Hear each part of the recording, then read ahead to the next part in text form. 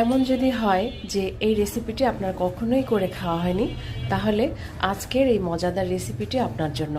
আর যারা অলরেডি খেয়েছেন তারা অবশ্যই সুন্দর করে একটু মতামত জানিয়ে যাবেন যে আমি আপনাদের মতো করেই পারলাম কিনা। তো এই রেসিপিটি একদম বানানো খুবই সহজ, কিন্তু খেতে হয় অসাধারণ। চলুন দেখে নিই পুরোপুরি রেসিপি। প্রথমে আমি একটি প্লেটে করে যে কিছুটা পরিমাণে পেঁয়াজ কুচি নিয়েছি। পেঁয়াজ আপনার মনের মতো করে দিবেন, যতটুকু আপনার ইচ্ছে। এরপরে পাতলা করে টমেটো কেটে দিয়েছি, দিয়ে দিয়েছি কয়েক ফালি কাঁচা মরিচ। এরপরে দিয়েছি পরিমাণ মতো লবণ, আর বাটা পেঁয়াজ দিয়েছি একদম ভরে ভরে 2 টেবিল চামচ পরিমাণে, কারণ এই রান্নাটায় গ্রেভিটা একটু বেশি প্রয়োজন আমার।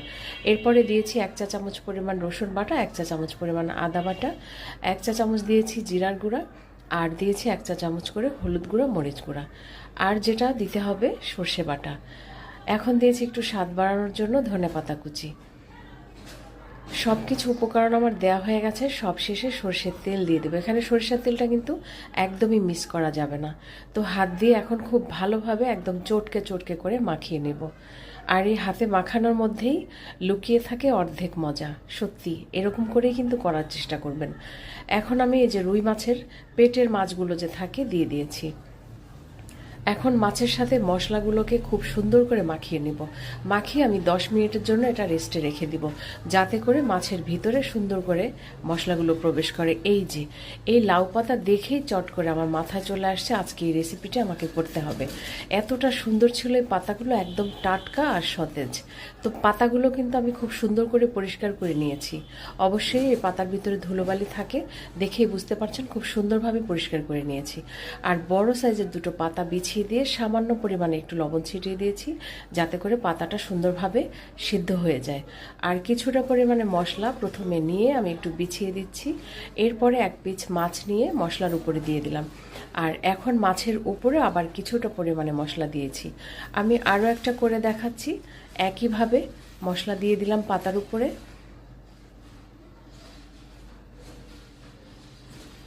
আবার এই যে একইভাবে মাছ দিয়ে দিয়েছি। আর এটা কিন্তু একদমই যে সুন্দর করে ভাজ করার শেখার কিছু আছে তা না। আপনি সুন্দরভাবে পাতা দিয়ে মাছটাকে সুন্দরভাবে মুড়িয়ে দিতে পারলেই হবে, যাতে করে মশলাটা কোনোভাবেই ভিতর থেকে বাহিরে না আসতে পারে। সেদিকটা খেয়াল রাখলেই হবে। এই যে আমি সুন্দরভাবে মুড়িয়ে দিয়ে জাস্ট এভাবে করে উল্টে রাখবো।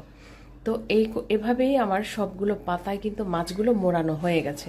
আর এদিকে আমি চুলায় প্যান বসিয়ে রেখেছি, একদমই হালকা পরিমাণে একটু তেল দিয়ে দিয়েছি। আর এখন একটা একটা করে এই যে পাতা দিয়ে দিচ্ছি। আমি এখানে প্রথমে 3 পিস দিব, এর আর বেশি জায়গা হবে না। তবে কিছুটা সময় গেলে কিন্তু এটা আস্তে আস্তে ছোট হবে, তখন কিন্তু আমি আরও চাইলে এখানে আরেকটা দিতে পারবো। তো আমি যে ঢাকনা দিয়ে ঢেকে রাখলাম। আর এটা কিন্তু একদম পুরোপুরি ভাপেই রান্না হবে, কোনো পানি ব্যবহার করা হবে না। আস্তে আস্তে এভাবেই নরম হতে থাকবে, পানি বের হতে থাকবে, আর ভেতর থেকে মাছটা খুব ভালোভাবে রান্না হয়ে যাবে।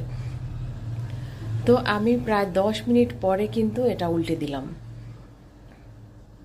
এখন আবার একটু ঢাকনা দিয়ে ঢেকে রাখবো। পানিটা কিন্তু একদম শুকিয়ে গেছে।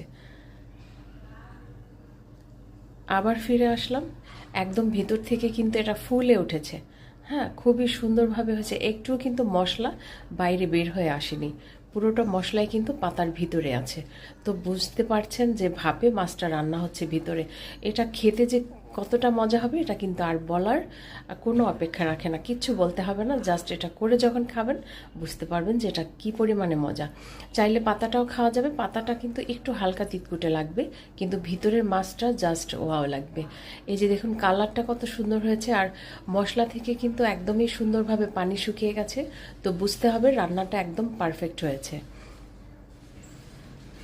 আর এটা গরম ভাতের সাথে যদি একটু গরম গরম অবস্থাতে খাওয়া যায়, তাহলে এর পুরোপুরি স্বাদটা পাওয়া যাবে। ঠান্ডা হলে কিন্তু অতটা ভালো লাগবে না।